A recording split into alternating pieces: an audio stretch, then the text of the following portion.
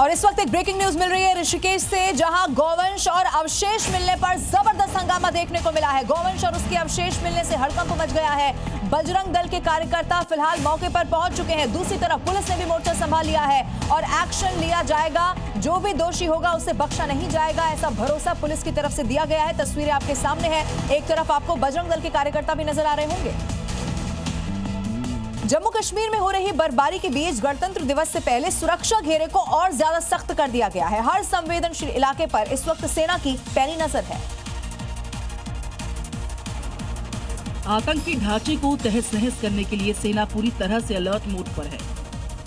पहाड़ी इलाकों में हो रही बर्फबारी के बीच घुसपैठी अपने मंसूबों में कामयाब न हो सके, इसीलिए जगह जगह सर्च ऑपरेशन चलाए जा रहे हैं। गणतंत्र दिवस से पहले सुरक्षा घेरे को सख्त कर दिया गया है।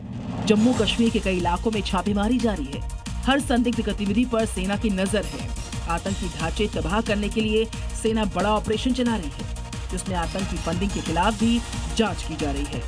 गणतंत्र दिवस से पहले किसी भी तरह की लापरवाही की गुंजाइश न रहे, इसको लेकर चप्पे चप्पे पर सुरक्षा बलों की तैनाती की गई है। हर संदिग्ध गतिविधि पर सेना की नजर बनी है। सभी गाड़ियों की तलाशी जारी है, ताकि आतंकियों या फिर उनके मददगारों तक कोई मदद न पहुंचाई जा सके।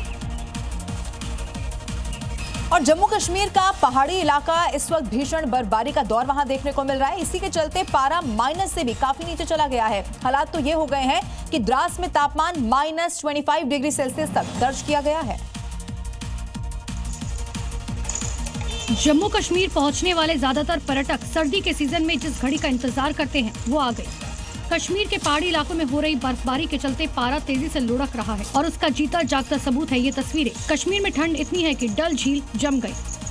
कश्मीर में चिल्ले कला के चलते भीषण शीतलहर का दौर जारी है। पहाड़ी इलाकों में बर्फबारी हो रही है, जिसके चलते कश्मीर में नदी झरने जमने शुरू हो गए। आलम यह है कि श्रीनगर में कल सीजन का सबसे ठंडा दिन दर्ज किया गया, तो वहीं द्रास में पारा -24 डिग्री दर्ज किया गया। मौसम विभाग ने 16-17 जनवरी को बर्फबारी का अलर्ट जारी किया।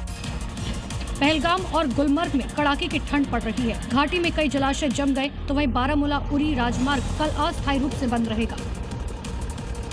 और इस वक्त एक ब्रेकिंग न्यूज मिल रही है उत्तर प्रदेश के श्रावस्ती से, जहां युवती की हत्या पर पुलिस ने बहुत बड़ा खुलासा कर दिया है।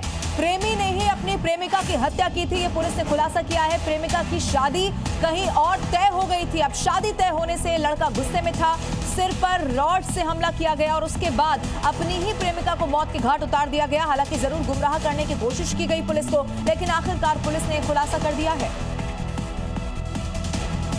उत्तर प्रदेश के औरैया की बात करते हैं, जहां नशे में धुत एक युवक ने जबरदस्त हंगामा कर दिया है और हाई टेंशन टावर पर वो चढ़ गया, जिसके बाद स्थिति को कंट्रोल करने के लिए प्रशासन के हाथ पांव फूल गए। ये रिपोर्ट आप देखिए। औरैया से सामने आई तस्वीरों ने लोगों की सांसें अटका दी। यहाँ किसी फिल्म की शूटिंग नहीं हो रही, बल्कि ये सीन शोले मूवी की याद जरूर दिला रहा है। हाई टेंशन टावर की ऊंचाई इतनी है कि नीचे खड़े शख्स की आंखें भी धोखा खाने लगी। जब इतनी ऊंचाई पर कोई शख्स चढ़ जाए तो हैरानी होनी तो लाजमी है, और अगर वो युवक नशे में धुत हो तो मामला और भी ज्यादा पेचीदा और गंभीर हो जाता है। दरअसल हपून थाना इलाके में पड़ोसी से विवाद के बाद एक युवक देर शाम नशे की हालत में हाई टेंशन लाइन के टावर पर चढ़ गया, जिससे इलाके में अफरा तफरी मच गई। गांव के लोगों ने तुरंत इसकी सूचना पुलिस और बिजली विभाग को दी। फिर शुरू हुई युवक को समझाने की भरसक कोशिशें, लेकिन युवक नशे में था, किसी की बात मानने को तैयार नहीं, सुनने को तैयार नहीं। काफी देर तक यूं ही हंगामा चलता रहा और फिर प्रशासन ने जैसे तैसे मामले को शांत करवाया और पूरे मामले की जांच फिलहाल प्रशासन की ओर से हो रही है। दिल्ली के तुर्कमान गेट पर हुई हिंसा के मामले में दिल्ली पुलिस को बड़ी कामयाबी हाथ लग गई है। अब तक की बात की जाए तो 16 आरोपी ऐसे हैं जो गिरफ्तार किए जा चुके हैं।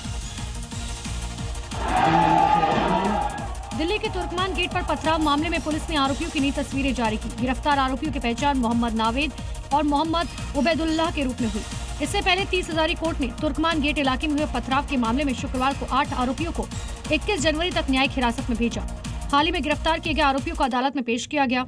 अवैध अतिक्रमण हटाने के दौरान शरारती तत्वों ने हिंसा की थी। करीबन 150 से 200 उपद्रवियों ने देर रात पुलिस पर पथराव किया था।